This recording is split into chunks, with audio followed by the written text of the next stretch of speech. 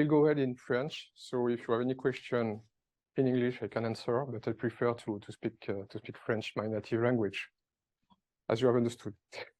So, je vais vous présenter, en fait, c'est une présentation assez générale. Je suis pas un technicien, je suis pas un chercheur, je suis du côté obscur de la force, c'est-à-dire les entreprises privées qui travaillent sur les technologies qui sont développées dans les laboratoires. Donc, si vous avez des questions techniques, je les prendrai, je pourrai y répondre en différé parce qu'on a des techniciens ou des data scientists dans notre société. Et je vous référerai, je vous enverrai les réponses. Donc, n'hésitez pas à m'interrompre. Donc, comme Kulbir l'a dit, on va aborder justement le sujet. Donc, je vais vous présenter en 2 mots la société Mayfair Village. Ça prendra pas très longtemps. Et on va aborder des sujets sur notamment la place actuelle et les réflexions actuelles sur la place de l'IA dans les laboratoires. Est-ce que vous me comprenez bien? C'est bon pour tout le monde? C'est bon. Ok. Donc à force de statistiques et de constats, et puis je vous présenterai 3 cas d'usage qui seront plutôt des cas d'illustration qu'on a menés, qu'on a développés ou qu'on développe actuellement. Et qui permettent en fait, qui vont illustrer de façon pédagogique en fait le déroulement. Je vais attendre que la jeune personne se place. Voilà. Donc, qui vont illustrer de façon pédagogique et non pas technique les problématiques qu'on a eu à résoudre. Ok? C'est bon pour tout le monde? Si tu veux bien me faire signe quand c'est 1h30 ou quand j'arrive proche de la fin, que je suis un peu bavard, donc ça risque de déraper un petit peu. En quelques mots, la société que je dirige est une société canadienne qui est spécialisée dans le développement de logiciels et de projets d'IA pour les centres de recherche dans le secteur de la chimie et des matériaux. On a une société sœur en France qui a aussi certains chercheurs, certains développeurs, data scientists, et avec lesquels on travaille en collaboration pour produire nos solutions. Donc, je pense que Kulbir vous a bien présenté qui je suis. Rien à dire de plus. Je suis basé sur le plateau à Montréal. La société est basée sur le plateau à Montréal. Alors, quelle place pour l'IA dans les métiers de la recherche en chimie? Alors, on a plusieurs façons de répondre à cette question. La première façon d'y répondre, celle que j'ai choisie dans un premier temps, c'est de se dire, est-ce que le sujet de l'IA et de la chimie est présent dans la littérature scientifique? C'est-à-dire, est-ce qu'il y a des chercheurs qui s'interrogent là-dessus, qui publient là-dessus? Quelle est la fréquence, quelle est la quantité d'informations qui se publient sur ces sujets-là? Donc, j'ai fait une analyse extraite en fait de toutes les références, comme je sais qu'ici vous êtes des professeurs, des chercheurs, des doctorants, toutes les références qui sont utilisées sont citées en bas de page. Hein. D'accord? Donc, extrait de la littérature, on se rend compte en fait qu'on a un intérêt croissant dans le domaine de la recherche, et on a analysé en fait le volume annuel des publications en chimie de 2000 à 2020. D'accord? Donc, on a un graphique qui représente les publications dans les journaux, on a un graphique qui représente les publications de brevets, et puis on a le nombre d'abstracts qui ont été issus de l'ACS. Donc très clairement, là, on se rend compte que depuis les années, je dirais, on est à peu près à 2017-2018, il y a une sorte d'accélération exponentielle, même à mon avis plus forte qu'exponentielle, du nombre de publications liées à l'IA dans le domaine de la recherche, de l'IA et de la chimie. Hein. Une fois de plus, je ne sais pas si vous avez bien cerné le périmètre, mais nous, on est spécialisé en chimie et en matériaux. On constate aussi que dans les publications de brevets, on a aussi une accélération très importante des dépôts de brevets dans le domaine de l'IA et de la chimie. Et c'est la même chose pour les publications d'abstracts. Après, je me suis demandé plus loin quelles étaient plus en détail la nature des publications. Donc, quelles sont les tendances de publication? Donc, ce dont on s'aperçoit dans les publications de journaux, c'est que le sujet de la chimie analytique porte le plus de publications, dans le domaine de l'IA et de la chimie. Donc ça, c'est une première information. On a le sujet aussi de la chimie industrielle et de l'ingénierie des procédés, et la chimie physique. Donc les trois plus grands domaines sont la chimie analytique, le domaine des process industriels et la physique. Si on regarde sur la partie de droite, au niveau des brevets, eh bien, c'est pas surprenant parce qu'il y a Dans la biochimie, on ne publie pas forcément autant que dans les... On garde un peu le secret, donc on s'aperçoit que le secteur qui dépose le plus de brevets dans le domaine de l'IA et de la chimie, ben, c'est la biochimie. D'accord? Et puis le deuxième sujet, en miroir de ce qu'on a vu sur les articles scientifiques, c'est la chimie analytique et les technologies liées à l'énergie et à l'environnement. D'accord? Donc ça, c'est une première information. Si on résume cette information, on dira que il y a une grosse activité, une accélération très importante des publications scientifiques et du dépôt de brevets dans le domaine de l'IA et de la chimie. Voilà. Donc c'était la réponse à la première question. Et puis, la question de l'intérêt de l'intelligence artificielle et de la chimie, il peut se poser dans une autre dimension, c'est celui de l'environnement, de l'écosystème dans lequel se situe la chimie et la recherche, et on va analyser en fait les contraintes auxquelles sont soumises la recherche pour comprendre quel rôle l'IA peut jouer pour dépasser ces contraintes. Donc la première chose sur le sujet des contraintes et de l'environnement de la chimie, c'est qu'on est dans un environnement de plus en plus contraint par la réglementation, par les règles. Alors là, bien sûr, bon, étant français, j'ai pris une référence liée à l'Europe, mais en Europe, on a un référentiel de réglementation, de régulation de la chimie et des produits chimiques qui s'appelle REACH. Je ne sais pas si vous êtes familier avec ce référentiel. Mais en Europe, on est imposé maintenant sur tous les produits chimiques de mettre des labels, des étiquettes qui décrivent le niveau de toxicité ou d'acceptabilité, ou voire même interdire des produits qui sont référencés au sein de cette réglementation. Donc ça, c'est une forte contrainte pour le chimiste, parce que quand il va imaginer des synthèses, quand il va imaginer des produits, des formulations, il va devoir intégrer une complexité de régulation. Une complexité que l'humain va avoir de plus en plus de mal à appréhender par lui-même. Le deuxième sujet, c'est la production de publications scientifiques. Aujourd'hui, on a à peu près estimé qu'on avait 8000 articles scientifiques qui sont publiés par jour, ne serait-ce que sur un sujet comme là, j'ai pris la chimie verte, parce que c'est un sujet qui nous touche chez Mayfair. On voit l'évolution du nombre de publications mondiales depuis 2000 jusqu'à 2015. Et encore aujourd'hui, ça a encore accéléré. Donc ça veut dire quoi? Ça veut dire que ce slide, il veut dire quoi? Il veut dire que le chimiste, quand il se met à travailler sur sa paillasse, dans sa recherche, il doit tenir déjà compte de la régulation qui est très complexe, et il doit tenir compte d'un nombre d'informations qui croît de façon très rapide. La question sous-jacente, c'est est-ce que l'homme, par lui-même, est en mesure de gérer cette quantité d'informations? Voilà, vous avez tous une petite idée de la réponse, je suppose. Autre sujet, c'est l'évolution de nos sociétés. On parlait de chimie verte, on est de plus en plus dans la réflexion, à juste titre, je le pense, de préserver notre environnement. Donc une des façons de préserver l'environnement dans les laboratoires de chimie, c'est de limiter le temps de la recherche, de limiter le temps de la production de réactions chimiques réelles, pour limiter le nombre de déchets qui sont produits par ces réactions. Et une des solutions qui permet d'éviter cela, ce sont les simulations. Autre point, ça c'est un exemple tout à fait pratique, hein, et qu'on a tous vécu ici, sauf pour quelqu'un qui vivrait dans une grotte, mais je ne crois pas qu'il y en ait là. On a été face à des enjeux de santé publique qui étaient considérables, et il a fallu être hyper réactif par rapport à la recherche d'une solution.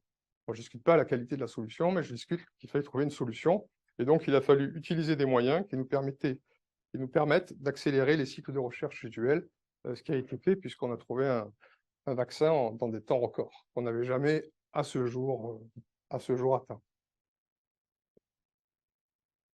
Donc ça, c'est pour l'environnement. Donc la réponse, effectivement, c'est questionnons-nous sur cet environnement qui est de plus en plus complexe, sur ces urgences qui sont prégnantes, comme préserver l'environnement ou trouver des solutions très rapidement à des problèmes qui touchent les sociétés et les hommes, les femmes. On a encore une autre façon de voir le problème, c'est d'aller dans la compréhension du sujet lui-même. Donc on est dans ce qu'on appelle, nous, qu'on a qualifié d'espace chimique. Et cet espace chimique, donc c'est l'espace dans lequel travaille le chimiste, il a quelques caractéristiques qui sont aussi intéressantes à détailler. Alors, la première chose, c'est qu'un chimiste, quand il travaille, il génère des données. De fait, sur les structures chimiques et leurs propriétés. Et en général, ces données vont générer d'autres données. Donc, pour illustrer ce point qui est assez général, en 1971, on avait environ 1 million de substances enregistrées dans la base de données du Chemical Abstract Service. 1 million de substances. En 2020, on avait 160 millions de substances organiques et inorganiques et 68 millions de séquences de protéines et d'acides nucléiques dans la base des données SAS, c'est-à-dire la même base, 19 ans, 29 ans après. Non, plus même. 40 ans après. D'accord? Ces données, par ailleurs, sont régies, alors ça, c'est fait une référence à un article, à des articles scientifiques qui sont cités là, j'y reviendrai tout à l'heure quand on parlera de la prédiction des propriétés physico-chimiques. Cet ensemble de substances, il est régi dans ses réactions, dans ses interactions, dans sa réalité, par des dizaines de milliers de règles. Donc ça veut dire que si on veut imaginer aujourd'hui, pendant 2020, des nouvelles molécules, on se confronte à des centaines de millions de substances et d'entités logiques ou physiques qui vont être régies par des dizaines de milliers de règles, ce qui fait un nombre de combinaisons humainement non gérables. D'accord?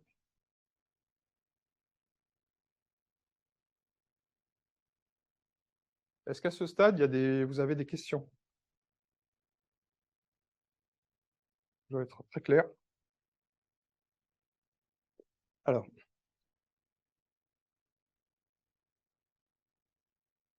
issu de cet article de la littérature, c'est quelles sont les applications de l'IA aujourd'hui dans la recherche en chimie. Donc, on a recensé à peu près 5 grandes applications qui sont, pour le chimiste et le chercheur, l'analyse de la littérature scientifique, hein, j'entends, l'analyse des résultats de réaction, les prédictions des propriétés moléculaires, la conception de molécules et les notions de rétrosynthèse et de découverte de médicaments. J'ai enlevé une dimension qui était présente dans l'article, qui est le traitement des eaux. Parce que je pensais que ce n'était pas forcément quelque chose qui vous intéressait, mais peut-être que ça l'est. Donc, sachez que dans la référence bibliographique, on a une référence sur le traitement des eaux. D'accord? Alors, nous, ce qu'on fait dans notre société, hein, Mayfair Village, c'est qu'on travaille sur la revue de littérature en tant que produit. On édite un produit qui est la revue de littérature automatique. On va sortir ce produit d'ici quelques mois. Mais on travaille aussi en projet avec des entreprises ou des laboratoires sur les sujets de la synthèse, c'est-à-dire la conception de nouvelles molécules, l'identification de voies de synthèse, la prédiction de caractéristiques physico-chimiques. On travaille aussi sur la formulation avec des sujets liés à l'optimisation du design des molécules.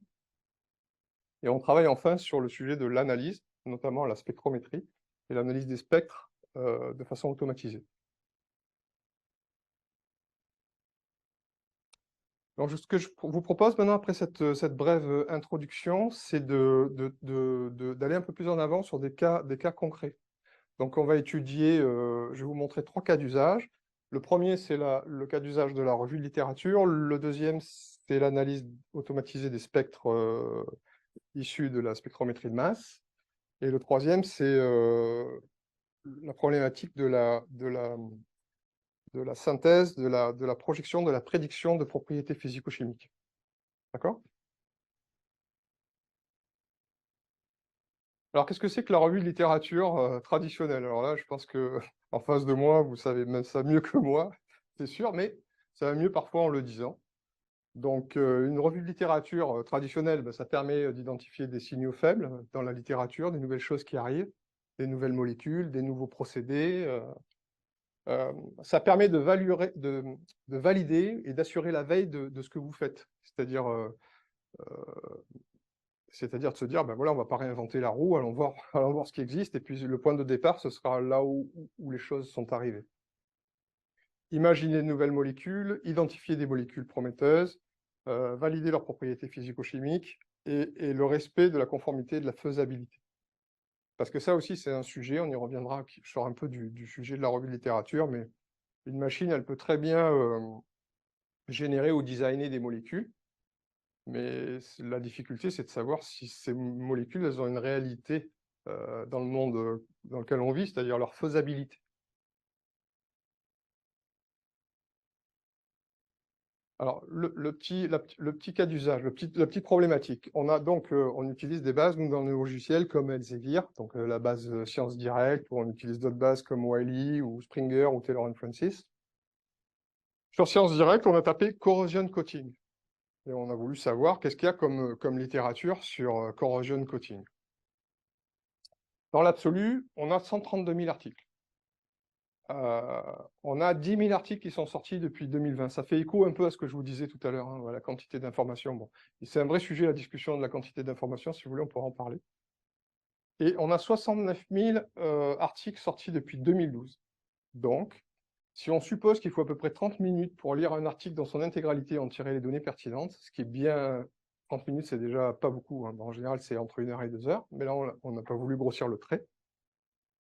L'exhaustivité de la lecture prendra 8 ans pour lire l'ensemble des articles parus jusqu'en 2022. C'est-à-dire que si vous étudiez corrosion coating et que vous voulez faire une revue de littérature exhaustive, vous démarrez aujourd'hui et puis on se revoit dans 8 ans. C'est ça que ça veut dire. Ou 4 ans depuis 2012. Donc, il est clair que par rapport à la quantité d'informations à digérer, à analyser, et si vous recherchez une exhaustivité, alors soit vous ne la recherchez pas parce qu'elle n'est pas possible, soit vous la recherchez et l'humain va avoir du mal à l'assurer. D'accord? Donc, d'où l'intérêt de la recherche de l'automatisation. Donc, c'est quoi une revue de littérature? Alors, vous avez en première étape, vous avez une bibliographie, c'est-à-dire que vous allez chercher les articles les plus pertinents liés à votre sujet de recherche. Vous allez les lire rapidement pour faire un filtre. Mettons, vous en avez sorti 50, 60, ou peut-être 70, et puis vous allez sélectionner les articles les plus intéressants. Vous allez passer en deuxième lecture approfondie, faire une synthèse, étude de la faisabilité de ce que vous avez trouvé, et vous allez saisir des données. Donc, en moyenne, si je prends la durée moyenne sur des dizaines et des dizaines de revues de littérature qu'on a vues, on est entre 80 à 100 heures pour une revue manuelle en moyenne. C'est-à-dire qu'une revue de littérature, on considère que c'est 30 à 40 articles, il faut 1 à 2 heures, voilà, on est autour des 80 heures. Donc il vous faut, même si elle n'est pas exhaustive, il vous faut à minima 80 heures de revue de littérature sur une revue de littérature. Et je ne sais pas combien vous en faites par an, des revues de littérature. Si c'est plus que 10, moins que 10, vous êtes à combien de revues de littérature par an vous faites en moyenne? How many literature reviews do you have to do for a year? During a year? On pas mal, si on demande pour les étudiants doctorat, c'est pendant 1 et 2. Après que le responsable de laboratoire, ça peut aller bien au-delà de ça en fonction de l'implication auprès du domaine de subvention, de rédaction d'articles de revue, etc. Je vais pour vous montrer quelque chose entre 5, 3 et 5 qui ne pendant pas. Nous, on en est. Ça dépend beaucoup si c'est sur un sujet, c'est une veille, un sujet sur lequel on travaille depuis longtemps. En fait, on fait une revue de littérature dans le type que vous décrivez ici quand on commence un sujet qui nous est inconnu, en fait. Si le sujet nous est déjà connu, ça me paraît beaucoup trop long. C'est incrémental après. Oui. D'accord. Ok.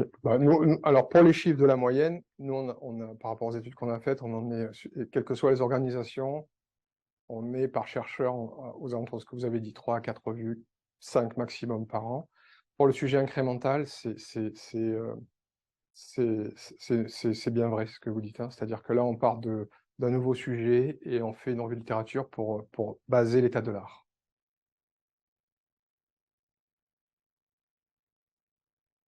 Donc, c'est à peu près ça qu'on disait. Si ça se chiffre, si ça doit se chiffrer, on dit qu'une bibliographie compte à peu près 40 articles, un temps de lecture de 1 heure à 2 heures, un coût pour l'entreprise par thématique, donc on suppose qu'il y a une thématique qui fait 6 revues par thématique. Grosso modo, on a un coût par personne, par thématique, de 28 000 $ par an, pour une thématique, comprenant 6 revues thématiques, 6 revues de littérature. C'est à peu près ça. Alors, souvent, quand on monte ces chiffres, les gens sont surpris. mais c'est parce que c'est la considération budgétaire des salariés ou des collaborateurs qui fait qu'on n'a pas l'analyse, la comptabilité analytique des temps qui sont alloués. Donc, nous, la façon dont on fait les choses, c'est pas unique, mais pour l'instant, il y a pas tant de logiciels qui font cela. C'est la façon suivante, en fait. On propose, donc pour nous, il y a 2 grandes étapes conceptuelles. Il y a la bibliographie, c'est-à-dire trouver l'article pertinent et qui ne nous échappe pas. Et ensuite, il y a la lecture des articles. Donc, chaque fonction au niveau informatique n'est pas la même. Pour ceux qui sont plus informatiques que scientifiques, alors je ne veux pas opposer les informaticiens et les scientifiques, mais c'est pas le sujet. Donc en fait, ce qu'on fait, c'est que dans un premier temps, en fait, on soumet une thématique, on soumet des mots-clés, on soumet un auteur, on soumet tout un tas voire même un article. C'est-à-dire, on dit, tiens, j'ai trouvé un bel article, trouve-moi quelque chose qui ressemble à ça, et va me chercher ce qu'il y a à faire. Et l'originalité que nous, on a en termes de solutions, c'est on se veut agnostique. Alors, je ne sais pas si agnostique, c'est un mot clair, mais on veut pas être dépendant des éditeurs de publication. Ça, je suppose que pour vous, ça peut avoir du sens. Donc, on s'est abonné à de nombreux éditeurs. On s'est abonné à Elsevier, on s'est abonné à Wiley, on s'est abonné à Springer, on s'est abonné à Taylor & Francis, et puis on a aussi des accès, on est en train de discuter des accès sur la RCS, la Royal Chemical Society, et avec ACS, la American Chemical Society. Mais il y en a d'autres, hein, c'est un plus en France, cette chose-là. Et puis on a toutes les bibliothèques ouvertes. Et on a les journaux et on a les articles. Et donc vous saisissez vos mots et puis on construit la bibliographie.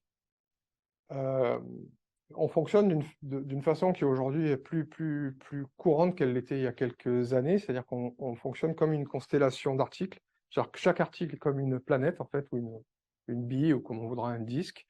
Et en fait, on a des règles derrière qui considèrent, comme on peut dire, un calcul de distance par rapport au sujet de préoccupation, au sujet d'interrogation. On calcule une distance. Et donc, une fois que vous avez choisi, les articles qui vous intéressent, et ben vous lancez la lecture. Et cette lecture, elle se fait de 2 façons. Alors, une fois de plus, là, je parle que de notre solution. Ce n'est pas une généralité. Donc la solution, sachant que les articles aujourd'hui, vous pouvez les avoir en plusieurs formats, mais principalement, il y a une grosse migration qui s'opère, pas tout le monde là, mais qui va du PDF vers ce qu'on appelle le XML, qui est un format plus facilement abordable pour la lecture par les programmes NLP. Pour ceux pour qui ce que je viens de dire, c'est pas clair du tout, je peux le dire différemment. C'était clair ce que j'ai dit? Parce que NLP, c'est pas sûr que tout le monde connaît. Alors on fait ça. Mais aussi, ce qu'on fait, c'est on a des partenariats avec des éditeurs de bases de données qui font d'autres choses que de la revue scientifique, mais qui font de la qualification de molécules ou de la qualification comment on appelle ça, de plan d'expérience. Donc, on a une qualification sur la réglementation, on a une qualification sur le côté écologique de la réaction. Donc, on calcule un score écologique du plan d'expérience. Et on calcule. Alors, INRS, d'ailleurs, c'est pas INRS. C'est pas le même INRS. C'est pas le même INRS. Parce que pour la petite histoire, je sais pas si ça intéresse peut-être personne, mais moi je vais la raconter. C'est qu'on s'est rencontrés avec Coolbeer parce que j'avais marqué INRS.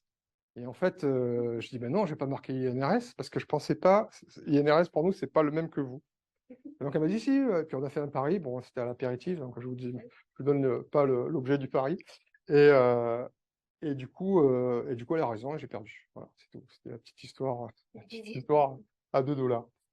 Voilà, donc bref, on enrichit la lecture, c'est-à-dire que le logiciel lit les articles et puis les enrichit en même temps.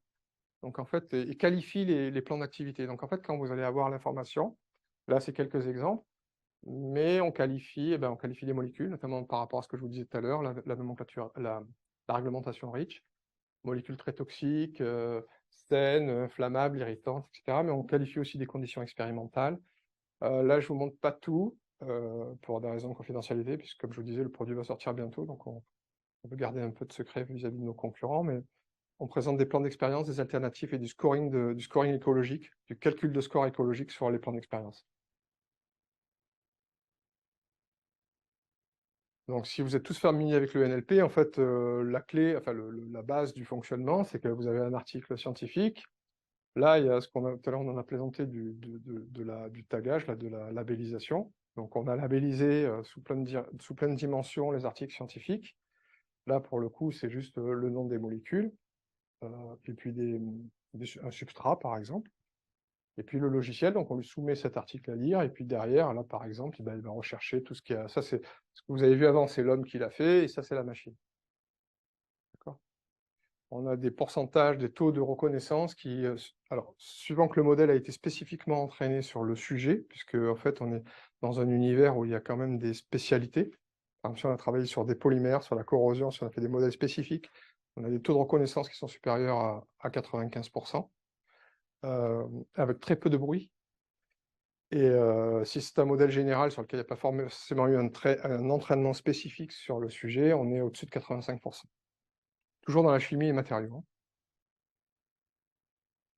Et bien sûr, c'est beaucoup plus rapide. Donc là, on est pour 100 articles, l'analyse de 100 articles, c'est moins de 5 minutes, versus, on va dire, entre 50 et 80 heures de revue de littérature. Est-ce que c'est bon? Pas de questions par rapport à ça? Oui. Non, soyez pas désolé. Le rapport à la fin, c'est sous quel format exactement? Je comprends la question et l'objet de la question. C'est-à-dire que c'est ça. La question, c'est est-ce que ça le fait? Parce que je voudrais bien l'utiliser pour alimenter autre chose. Oui. C'est ça? Donc oui, ça fait. Alors il y a deux types de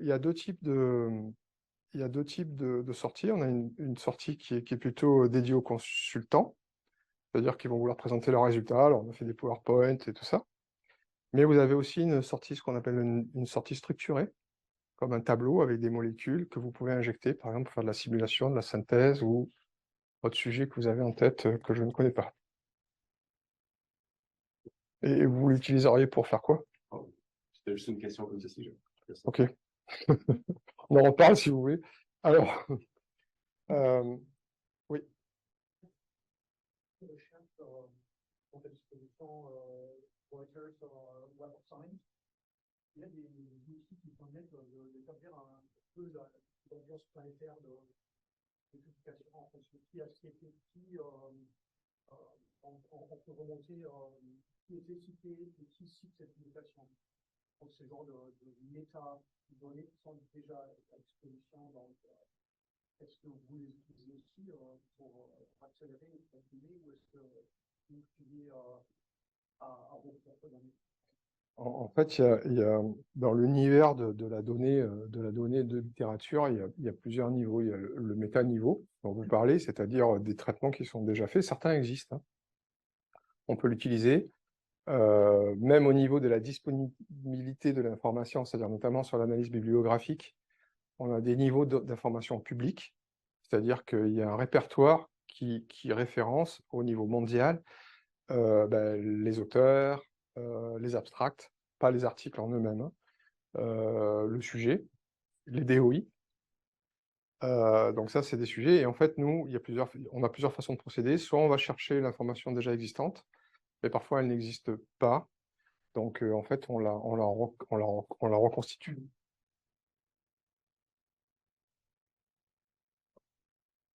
Alors, pour les spectres. Alors ça, c'est un projet qu'on a mené en fait pour une société dont le métier, c'est d'analyser les défauts de conductivité dans la matière et les sujets liés à la rugosité, principalement une entreprise franco-tchèque qui travaille dans ce qu'on appelle la microscopie, les microscopes de haute précision et dans l'analyse de matériaux supraconducteurs. Et en fait, ce qu'ils voulaient faire, ce qu'ils voulaient. Alors, ils utilisent ce qu'on appelle de la spectrométrie TOF-SIMS, qui est un peu une bête un peu à part. Enfin, je sais pas, c'est rien de péjoratif, moi j'aime bien. J'ai même une photo de cette machine après, alors c'est vous dire. Mais c'est vrai que ce que je veux dire, c'est que dans la répartition des ventes de spectromètres dans le monde, la spectrométrie TOF-SIMS, dit comme ça, c'est plus correct. La spectrométrie TOF-SIMS, c'est pas les spectromètres les plus vendus dans le monde. C'est ça que je voulais dire. Donc en fait, ce que le patron de cette entreprise, sur sa branche d'analyse spectrométrique, voulait valider, c'est qu'on était capable de créer un prototype qui analyse le signal issu de cette machine. Donc voilà les points principaux que je vais aborder. Une fois de plus, je ne serai pas très technique, mais je vais vous donner les points principaux. Et en fait, moi, chaque fois que je vais regarder un problème, vous présenter un sujet comme ça, je vais l'analyser sous l'angle des choses qui peuvent poser problème. Pas les choses qu'il faut faire, mais les choses qui peuvent poser problème d'une façon globale dans ce type de projet. Après, si ce n'est pas un problème pour vous, moi je suis prêt à partager parce que c'est intéressant de faire avancer les échanges. Donc, pourquoi il voulait faire ça, ce dirigeant? Parce qu'il voulait faire ça parce qu'il avait plusieurs problèmes à résoudre. Le premier, c'est que dans cet univers de l'analyse spectrométrique, la plupart des opérateurs, entre guillemets, ont des niveaux d'études très avancés. C'est à minima des PhD. Donc on est déjà sur le haut du panier. Mais en plus, il faut trouver une personne qui sache faire ça, il faut la former. Donc pour trouver un PhD qui sait faire, qui s'intéresse, il faut du temps. Pour le former, il faut du temps. Et puis le PhD, quand il a fait ça 3-4 fois, qu'il a analysé, je sais pas moi, des dizaines d'échantillons et qu'il a fait tout le processus 3-4 fois, il commence un peu à s'ennuyer. Et quand il s'ennuie, il s'en va. Donc ça, c'est pour une société industrielle, c'est un problème. Enfin, pour tout le monde, je pense que c'est un problème d'ailleurs.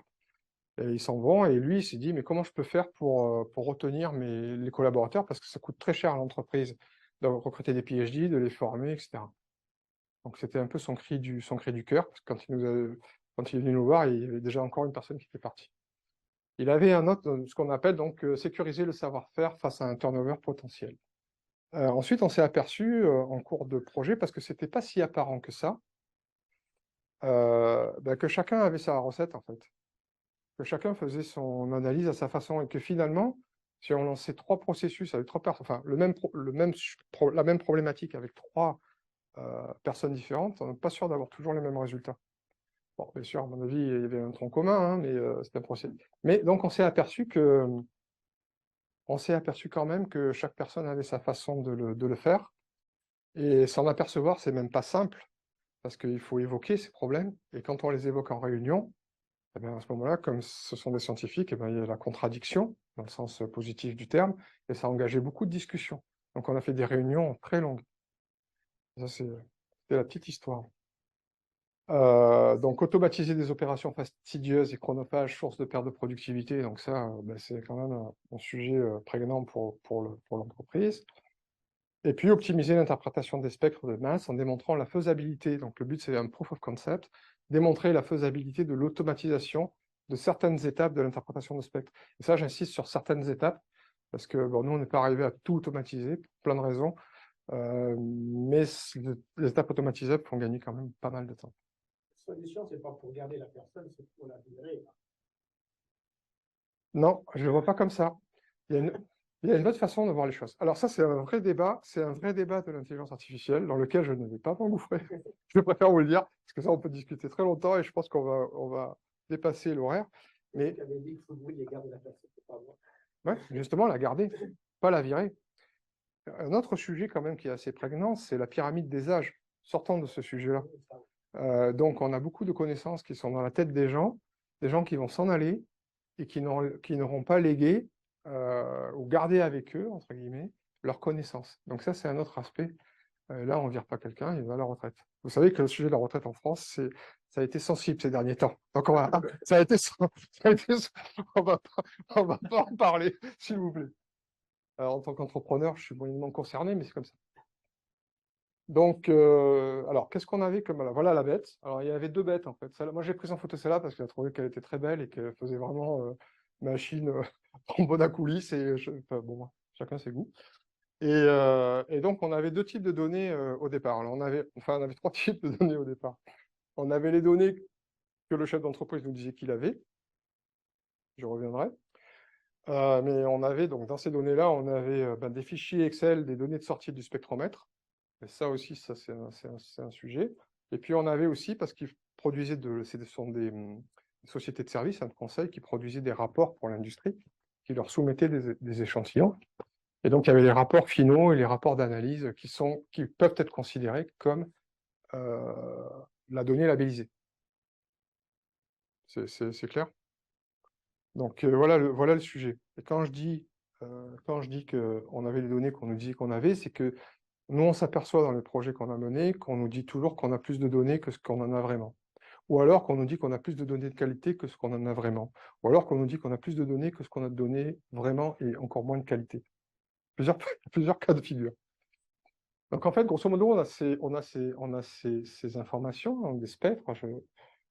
Vous savez mieux que moi ce que c'est. La problématique que l'on a en premier lieu, je parle d'un TOF-SIM, ça, une fois de plus, c'est qu'on a des formats divers et variés qui sortent de la machine. Ça aussi, c'est un sujet, parce que ces données-là, il faut les transformer en données intelligibles, parce qu'elles ne le sont pas toujours. Donc nous, on a eu un premier travail, c'est de transformer ça en ça, pour faire simple. Donc ça c'est un aspect de la méthodologie, c'est considérer que cette étape, elle est pas hyper difficile, mais qu'il ne faut pas la négliger. Ensuite, on avait les rapports, alors ça se structurait en flac en bas, flac en haut, etc. C'est leur façon de travailler. Là, on a les données qui sortaient en fait qui ont été les résultats en fait des chercheurs sur leur analyse. D'accord? Donc on avait ces deux types de données. Donc par rapport à ça, il y a plusieurs défis en jeu. Je commençais à vous en parler déjà. Quand vous êtes, enfin, nous on arrive, on n'est bien sûr pas au niveau de ces gens-là. Ils font ça toute la journée. C'est le top de ce qui se fait en termes d'analyse spectrométrique. Donc il faut déjà qu'on comprenne et qu'on appréhende le métier. Donc nous, personnellement, la façon dont on le fait, c'est qu'on a des chimistes, on a des gens qui connaissent, mais qui ne sont pas data scientists, et puis on a des data scientists. Donc, il faut qu'on comprenne. Donc en fait, en face de ces gens-là, on met deux personnes, en général un chimiste et un data scientist. Ensuite, il fallait déterminer et nous expliquer la relation des ions et des fragments par rapport à la composition de la surface. Et ça, c'est important parce que, enfin, je vais y revenir après. Autre défi en jeu, la volumétrie des données pour exploitation par ML, par machine learning. Là, pour le coup, on avait très très peu de données. Donc en fait, d'une façon générale, quand on est confronté à ce type de problème, on a trois grandes catégories. On le verra aussi pour la prédiction des propriétés physico-chimiques, mais on a la catégorie des petites données, ce que nous on appelle petites données, moyennes données et grandes données. En bon français, on aurait dû dire petite volumétrie de données, mais bon, on appelle ça comme ça. Et là, on était en très petite quantité de données. Voilà. Il fallait harmoniser les pratiques métiers, je vous en ai parlé, qui n'étaient pas harmonisées. Et puis, il y a l'effet inverse, c'est-à-dire que si vous voulez expliquer ce que vous voulez faire avec du machine learning, il faut que la personne en face de vous, elle sache comprenne à minima ce que c'est que du machine learning, pour qu'on arrive à s'interfacer quelque part dans la discussion. Donc on a dû développer ce qu'on appelle une acculturation nécessaire au machine learning, c'est-à-dire expliquer ce que c'était, comment ça marche, qu'il faut labelliser, qu'il faut des échantillons, qu'il faut beaucoup de données, qu'on n'en a pas assez, et comment ça marche, tout ça.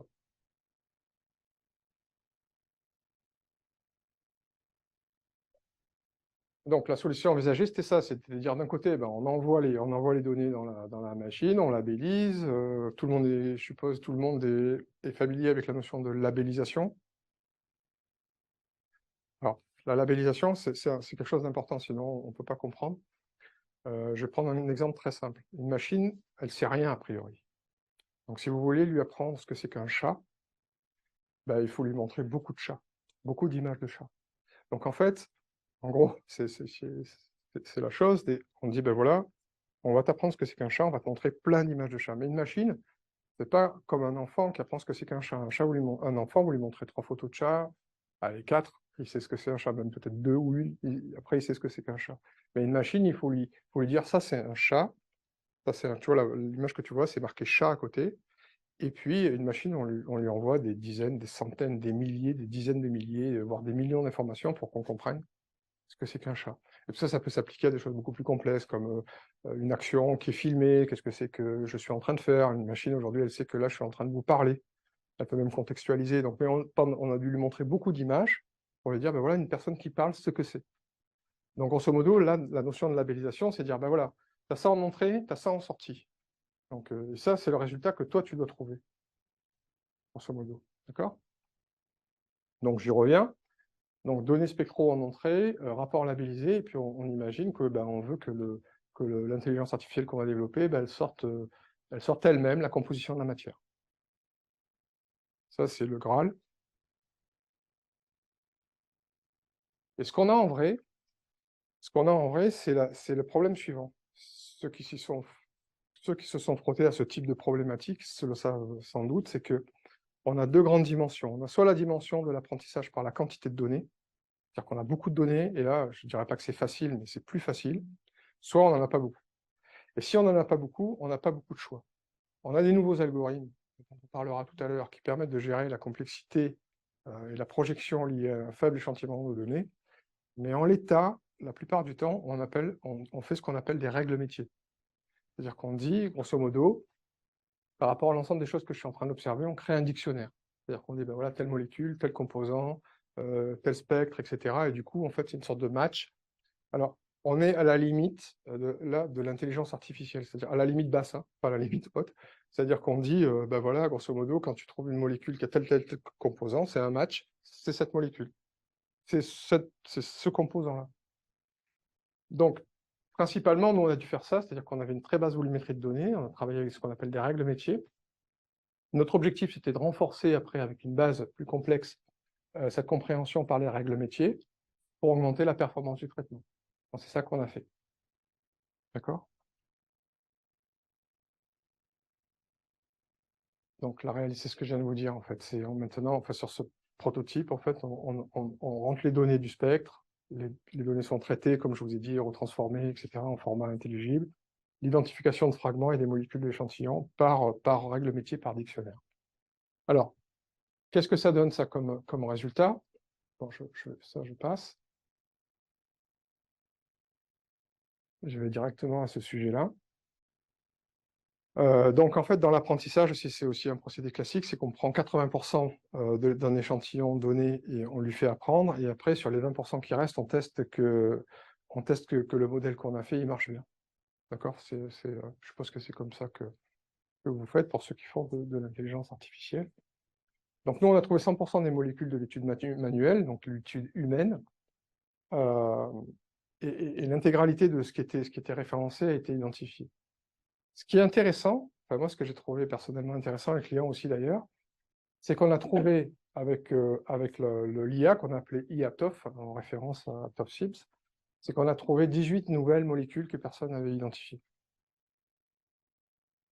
Donc ça a été un vrai sujet, et ce qui a incité notre client plus tard à nous donner plus de données.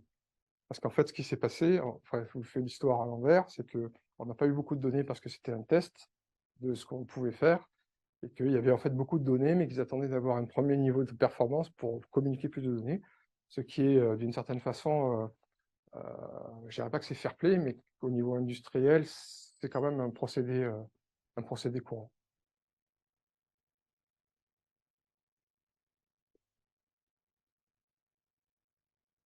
Est-ce qu'ils savaient qu'ils avaient ces 10 molécules? Non. C'est pas un test pour vous. Bah, déjà, ils voulaient voir si ça marche. Ouais, déjà pour eux, il y avait des questions à se poser. Apporter un produit, c'est la question. Un produit et qu'on sait pas ce qu'il y a dedans.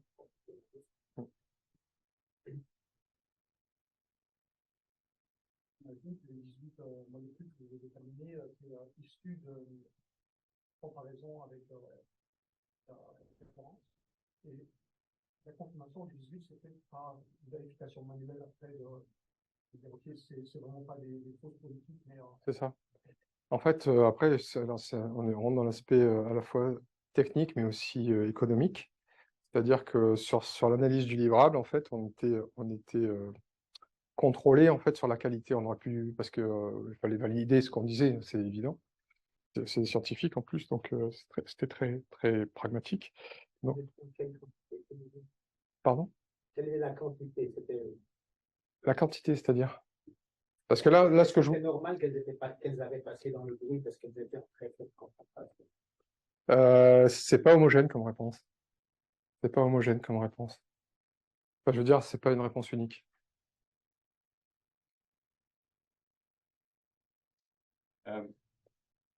Est-ce que c'était le même appareil qu'ils utilisaient ou il avait utilisé différents? Non, c'est le même appareil. C'est le même appareil parce que dans ces appareils-là, ils ont toujours des personnalités un peu disons, uniques. Le bruit, les détecteurs sont un peu plus. Est-ce que vous avez pu commencer à travailler sur des données de plusieurs appareils? Non, on a utilisé qu'un seul appareil. Ça faisait partie comment dire, des données de départ, du projet. Mais l'autre machine avec laquelle on a travaillé, qui n'était pas celle que j'ai prise en photo, en fait, ils en avaient deux, c'était une nouvelle génération, elle est plus évoluée encore que celle que j'ai montrée. Je ne pourrais pas vous donner la référence exacte du modèle, mais c'était apparemment une machine à la pointe de ce qui se faisait à ce moment-là. Est-ce que vous pensez qu'en utilisant un autre appareil, que vous devez peut-être. Mais de toute façon, moi, au niveau scientifique, je suis ingénieur à la base, donc j'ai une formation quand même pragmatique. Si j'avais dû passer à une échelle supérieure, parce qu'en fait, dans un projet informatique, vous avez ce qu'on appelle le proof of concept, c'est-à-dire de dire, OK, on a quand même une idée de ce qu'on veut faire, est-ce qu'on peut le faire? Ça ne veut pas dire qu'on peut le faire, mais il faut se donner les métriques, les signaux qui disent, là, il y a une voie, on peut y aller. Et après, il y a une notion d'industrialisation. C'est-à-dire qu'après, l'industrialisation est beaucoup plus complexe que pour plein de raisons, à la fois scientifiques et techniques. Si on avait dû passer à une phase industrielle, à ce moment-là, on aurait fait des tests sur plusieurs machines, sur plusieurs analyses, etc. Mais on n'aurait pas fait comme ça. Sur ce POC, on appelle ça un POC. Voilà, c'était pas non plus. Alors là, je vais vous présenter en fait.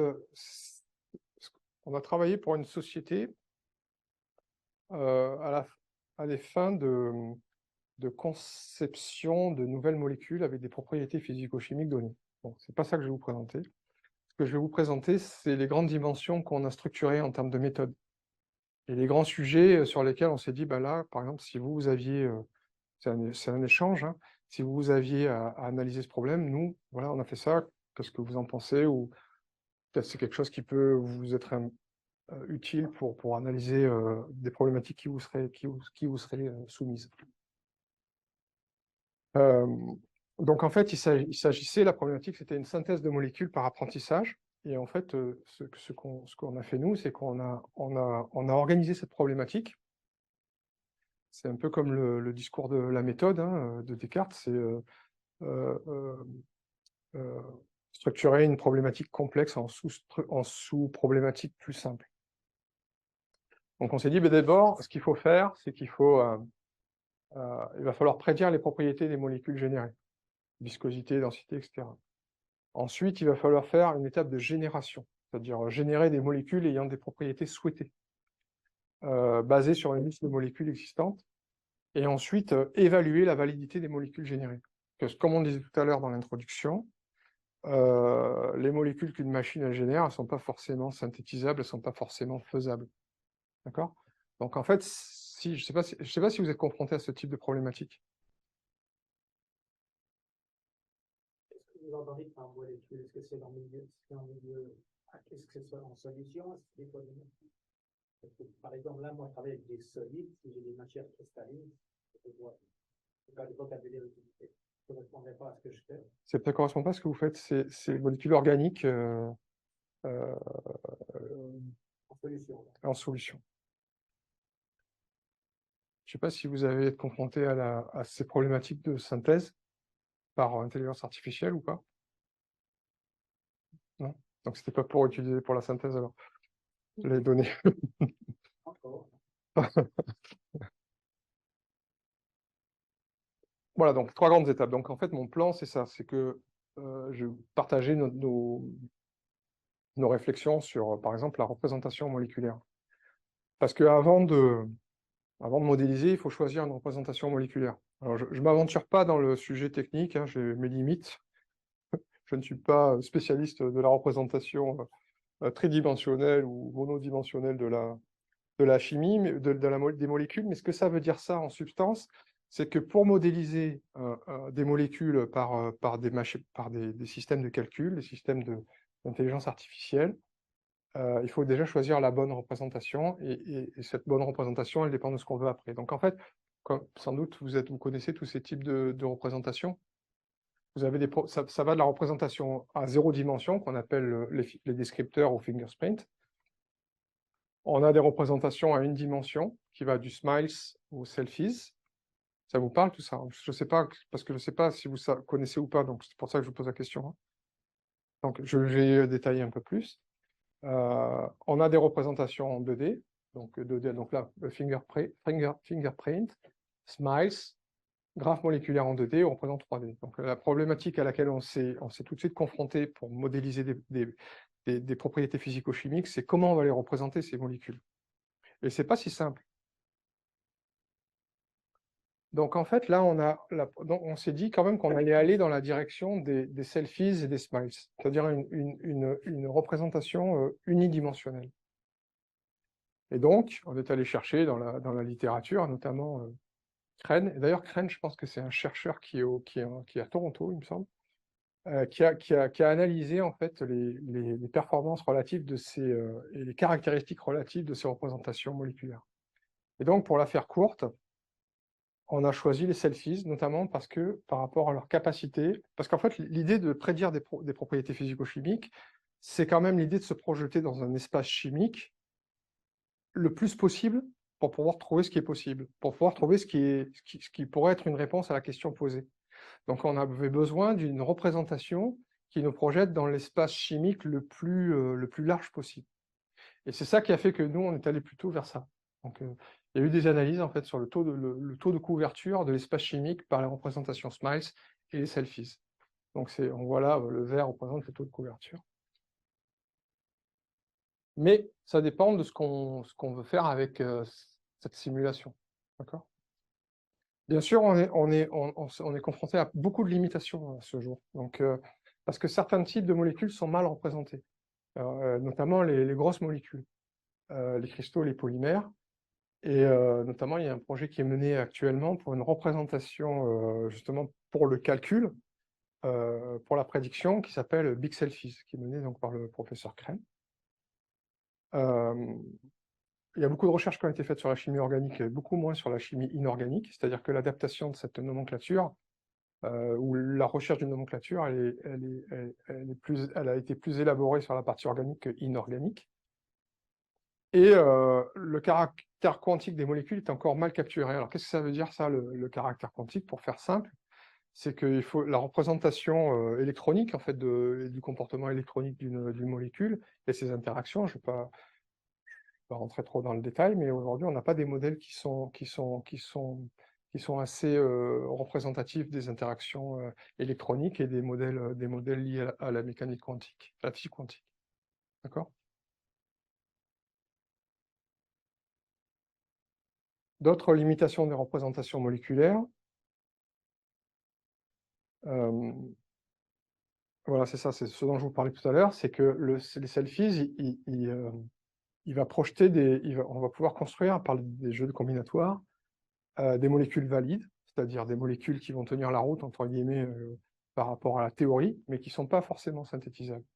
Alors, c'est un problème parce que ça ne sert à rien, en fait. Donc, c'est un critère qui est important. Donc, il y a des projets qui ont été lancés actuellement là-dessus, qui s'appellent notamment le projet MetaSelfies, pour apprendre des règles métiers de la chimie par apprentissage. C'est-à-dire que le sujet, c'est de se dire, eh ben, OK, savoir si la molécule que je génère, elle est synthétisable. C'est-à-dire reproduire enfin, être beaucoup plus proche de la synthèse en laboratoire pour comprendre ce qui est possible de faire et pour comprendre que la molécule que je projette avec une machine ou un algorithme, elle est synthétisable. Et comme je vous le disais tout à l'heure, avec les 50 000 règles d'interaction, de règles métiers, on ne peut pas le spécifier à la main. Autre problématique et limitation, et après je passerai à la suite, c'est que on n'a pas de, peut-être je suis un peu dépassé, on n'a pas de format standard pour stocker des réactions chimiques. Il y a quelques essais, notamment il y a un projet qui s'appelle Open Reaction Database, dont l'objet c'est de stocker, fournir une plateforme centralisée pour collecter une base de réactions chimiques. Je ne sais pas comment on peut faire, est-ce que faut que j'arrête?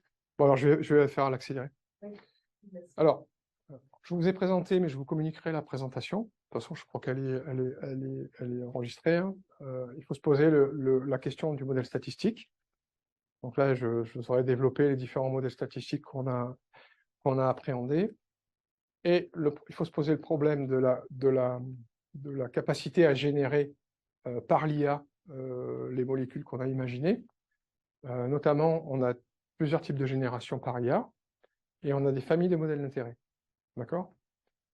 Donc ça, vous l'aurez aussi dans la présentation. D'où le choix de la représentation moléculaire à donner en entrée au modèle est primordial. Donc je reviens au point du départ, c'est-à-dire que suivant les modèles de type de génération et les modèles d'intérêt, telle représentation moléculaire est plus adaptée qu'une autre. Ensuite, ça c'est très important, et ça va être mon slide de conclusion, c'est la notion de performance du modèle. C'est quoi un modèle performant pour faire de la synthèse? Eh bien, la notion de distance à la cible, obtenir les propriétés attendues, la notion de nouveauté, le taux de nouvelles molécules générées, parce que si vous avez un modèle qui génère que des molécules qui existent déjà, bon, ça perd un peu de son intérêt, et l'unicité, donc le taux des molécules uniques générées, et la couverture de l'espace chimique. D'accord ? Les performances attendues pour les molécules, donc là c'était les performances du modèle, sont le caractère synthétisable de la molécule, la capacité, la faisabilité, et l'analyse de toxicité. Alors, comme je sais que vous êtes des gens qui allaient loin, donc je vous ai collecté en fait tout un tas d'articles sur lesquels que vous pourrez utiliser pour aller plus loin et qui ont été utilisés notamment pour présenter certains des aspects de la présentation, mais pour lesquels vous pourrez aller plus loin et creuser les sujets qui vous intéressent. Et voilà,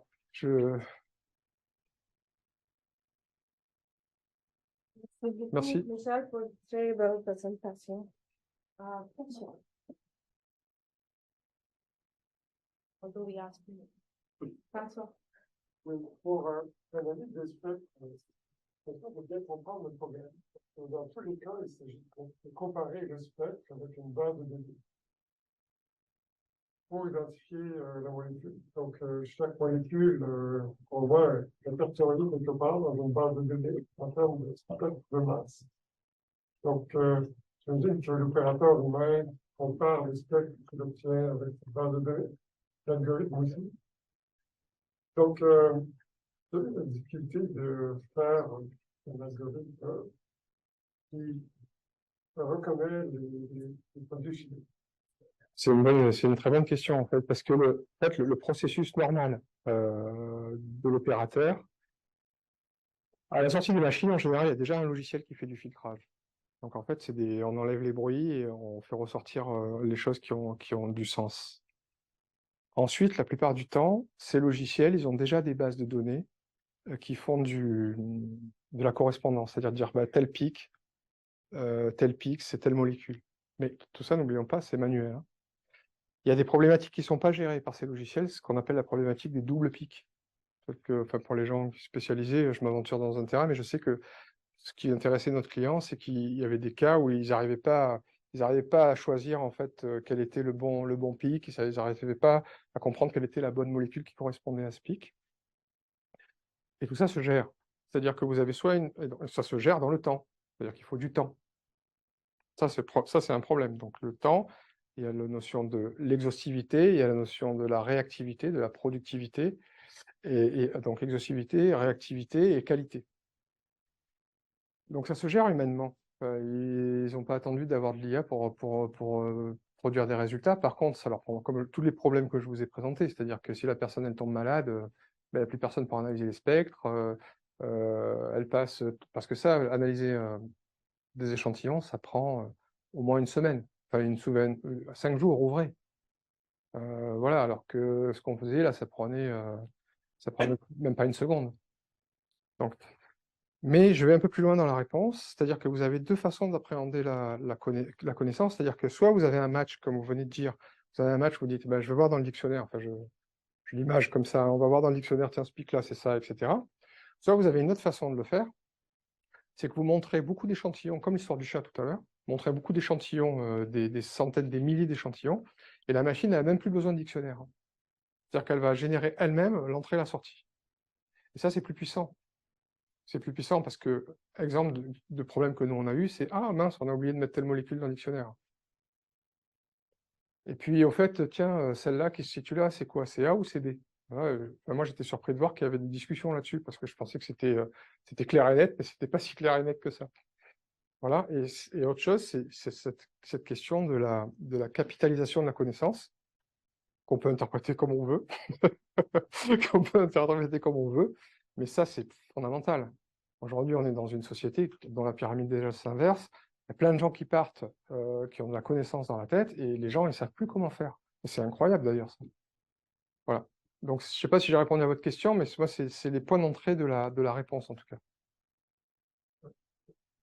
I'm going to speak in English. Pas de problème. Just to add on that, but in that case, you still need label to train the model. Even if you have Yeah. hundreds of thousands of vectors, you still need the label which the peak is corresponding to.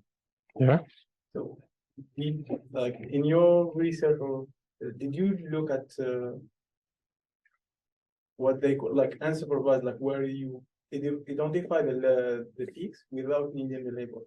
No, it was not possible as unsupervised because we didn't have enough samples. The volumetry was too small to do like this. I thought that it's possible in the previous problem you identified 18 new molecules, right? So I thought maybe something. Yes, but if you have maybe several samples, all different, you can find new molecules in one sample that have been how can I say that that have been recensés. Il la connaissait. Recensés before. Merci beaucoup pour la présentation.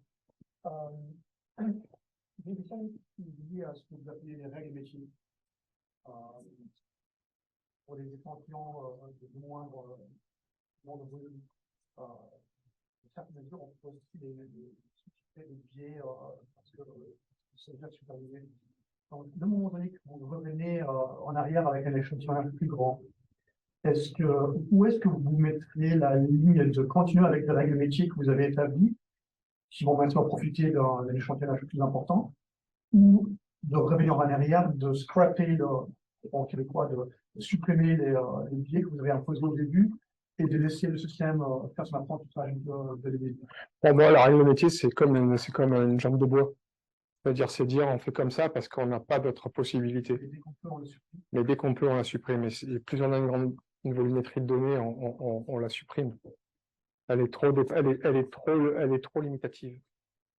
Par exemple, pour prendre un exemple, je prends le cas de la littérature, la revue de littérature. Si je dis j'ai des règles métiers, ça voudrait dire quoi? Ça voudrait dire que j'ai recensé des molécules. Si on parle que des molécules et qu'on dit que le logiciel il lit que des molécules, d'accord? Mais si demain j'ai un nouveau nom, si j'ai un nom commercial, si j'ai parce que quand on écrit des molécules dans une revue de littérature, vous pouvez les écrire c'est pas vous devez l'apprendre de dizaines de façons différentes. Donc ça s'appelle cette rigidité, c'est pour moi la règle métier, c'est dire en grosso modo, trouve-moi le nom Toto dans tous les documents. C'est pas vraiment de l'IA. Nous, ce qu'on fait, c'est ce qu'on appelle des algorithmes BERT, des transformers. Je ne sais pas si vous êtes familier avec les transformers, mais les systèmes qui lisent nos articles, ce sont des transformers et qui sont pas basés sur des dictionnaires. C'est juste qu'ils comprennent la structure sémantique. Enfin, BERT, il y a des exemples connus ces derniers temps, mais Les transformers, ils s'adaptent à la lecture, ils comprennent ce qu'il y a écrit dedans, parce qu'ils ont analysé plein de documents qui sont toujours structurés de la même façon. Et ça, c'est beaucoup plus puissant, parce qu'ils sont capables de trouver les noms commerciaux, ils sont capables de trouver les relations entre les mots, ils sont capables de savoir que ça, on est en train de parler d'un plan d'expérience, ils sont en train de savoir que là, c'est la performance, que là, c'est les ratios. C'est ça si on fait les règles métiers, c'est qu'on ne peut pas faire autrement. C'est parce qu'on est confronté à une problématique où on n'a pas assez de données pour faire différemment. C'est pas un choix, hein. Quand tu vas quand même plus loin dans l'idée, de présenter des outils qui nous permettront à tous les chercheurs ici présents de faciliter notre travail, de devenir plus efficace, moins assujetti à des erreurs, de quoi que ce soit. Mais il y a cette notion d'émergence, de tomber sur quelque chose qui est qualitativement nouveau. Donc, dans quelle mesure est-ce que ce qui s'en vient dans le développement de l'intelligence artificielle, cette perspective d'avoir une émergence dans l'utilisation de l'intelligence artificielle est tangible, ou est-ce que c'est quelque chose dont on parlera d'ici maintenant? Qu'est-ce que vous entendez par émergence? Une émergence qualitativement nouveau. Vous parlez du fait, du fait qu'on utilise de nouvelles technologies pour faire des choses différentes. Faire un tri dans, par exemple, les représentations que vous avez choisies et tomber sur une structure moléculaire qu'on n'avait pas sur le radar. Et que ce n'est pas juste quelque chose qui était prévu ou parmi un choix de configuration sur laquelle on tombe, mais de se permettre de tomber sur quelque chose qui est... Alors, pour moi, l'émergence, en fait, elle est liée à quelque chose d'autre. C'est que tous ici, en tant que spécialiste de votre sujet, vous avez ce qu'on appelle, alors je ne sais pas si vous êtes tous des chimistes, mais moi, si je parle de chimie, il y a ce qu'on appelle l'intuition chimique. C'est-à-dire que la personne, elle est en face de son sujet, c'est un chimiste, il sait à 90%, 95% ce qu'il a à faire. Ce n'est pas la machine qui va lui dire ce qu'il a à faire. Pourtant, par rapport à la taille de l'espace chimique, il y a des possibilités qu'il n'ait pas pensé à quelque chose. Moi, dans l'intelligence artificielle, plutôt que de parler de substitution, je préfère parler de collaboration. C'est-à-dire que le chimiste, il va se dire, OK, moi, je suis top de mon métier, je suis au top de mon métier, personne ne va rien m'apprendre, mais quand même, j'ai un petit clignotant qui me dit que par rapport à l'ensemble des combinaisons qui arrivent, par rapport à des possibilités, des probabilités, de la combinatoire, j'aimerais bien vérifier quand même que j'ai rien oublié. Moi, je le vois plutôt comme ça. Et on s'aperçoit quand même que cette brèche, elle peut être plus ou moins large. Parce que sinon, les chercheurs ne trouveraient rien. Si je me veux provoquant.